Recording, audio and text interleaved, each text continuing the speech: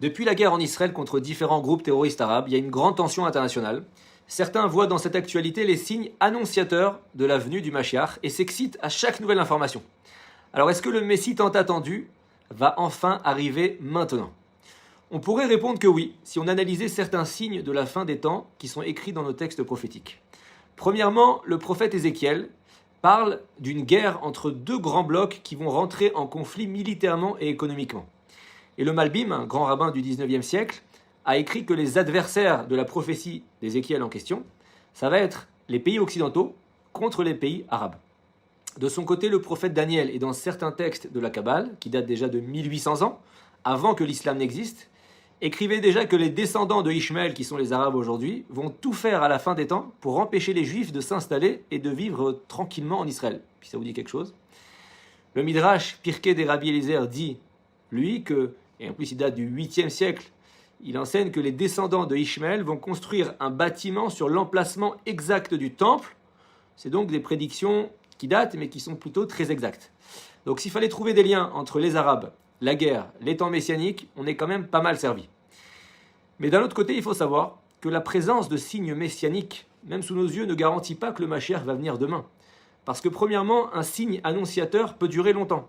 Ça fait plus d'un siècle que le peuple juif est revenu sur sa terre, et ça fait partie des signes annonciateurs réalisés sous nos yeux. Pourtant, on voit qu'on attend toujours le Mashiach. Deuxièmement, il faut savoir que chaque prophétie peut être interprétée de plusieurs façons. On peut donc se tromper sur une interprétation comme on s'est trompé d'ailleurs pendant l'exil égyptien. Dieu a dit à Abraham que les Hébreux seraient exilés 400 ans en terre étrangère, et finalement ça a duré 210 ans. Parce qu'on n'avait pas compris que le calcul démarrait depuis la naissance d'Yitzhak et pas au moment où Yaakov descendrait en Égypte comme il pensait. Donc on ne peut pas être totalement catégorique sur une interprétation de signes qu'on vit, qu'on voit aujourd'hui. Mais qu'est-ce qu'on doit faire nous tous, dans tous les cas, puisque on n'est pas certain qu'on soit dans la période de la fin des temps et que le Mashiach va venir vraiment demain. Premièrement, il faut savoir qu'on doit absolument attendre le Mashiach. Ça fait partie de notre foi. Mais plutôt que juste le crier sur tous les toits, on doit le faire venir. On doit agir pour vivre ce grand moment de réparation de nos souffrances. Et c'est d'ailleurs une question qu'on va nous poser après la mort. Tzipita Yoshua.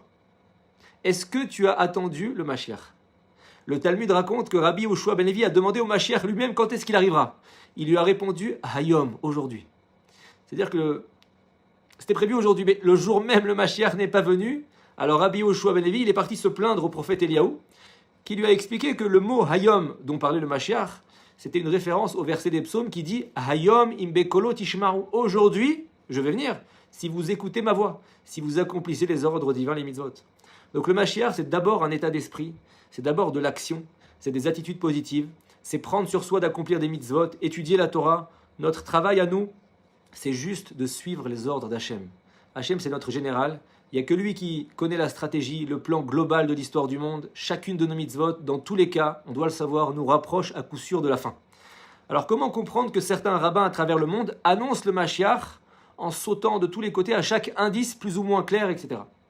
D'autant plus que le Talmud met en garde les êtres humains qui voudraient prédire le moment de la venue du Mashiach en disant que leurs os s'éclatent. Mais de l'autre côté, on voit que le Gaon de Vilna, des grands rabbins, ou le Rav Saadia Gaon, ont aussi tenté de proposer une date. Alors pour répondre à ça, le Ramban et même le Chafetz Chaim à son époque ont expliqué que dans des périodes de désespoir, de guerre, d'épreuves intenses, si une personne parle beaucoup de la venue du Mashiach dans une intention pure, pas pour faire le buzz ou pour se mettre en avant, pour aucun intérêt, c'est permis parce que le but c'est de préparer et renforcer la communauté. Parce qu'on sait très bien qu'une fois le Mashiach arrivé, ça sera trop tard pour faire teshuva. Alors ils veulent nous faire mériter d'aller dans la bonne voie avant la date limite. Donc pour finir, sachez qu'il existe deux scénarios possibles pour la fin des temps. Soit la fameuse date de la fin des temps ultime prévue dans le ciel que Yaakov, notre patriarche, a voulu dévoiler à ses enfants à sa mort, mais Hachem ne lui a pas permis. Soit il viendra le Mashiach à la date qu'on aura nous-mêmes choisie, sans signe annonciateur, uniquement par nos mitzvot et notre bon comportement, comme le dit le prophète Ishaïa. La clé elle est dans nos mains. Le Mashiach nous attend pour venir. Je préfère personnellement largement cette conception. Chaque mitzvah accomplie nous rapproche de sa venue. Il faut savoir qu'on est en ce moment dans les chevlé Mashiach, les douleurs de l'enfantement du Messie. Cette douleur qu'on ressent n'est pas pour rien, comme une maman qui reçoit après des hurlements de douleur sa consolation, son bébé. on sera nous aussi bientôt récompensés. Et le Talmud enseigne que pour être épargné des épreuves de la fin des temps, il faut étudier la Torah et s'adonner à la Gmilut Chasadim, c'est-à-dire faire preuve de générosité, visiter des malades et donner la tzedaka. Bonne chance à nous tous.